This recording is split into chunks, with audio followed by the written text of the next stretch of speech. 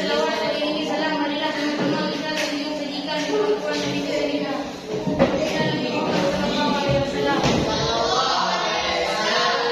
Yang saya hormati Ustaz dan Ustazah dan yang saya hormati kepada yang berpengaruh dengan saya. Tanpa saya memperpanjangkan mukadimah, saya akan berpidato yang berjudul bersungguh-sungguh dalam menuntut ilmu.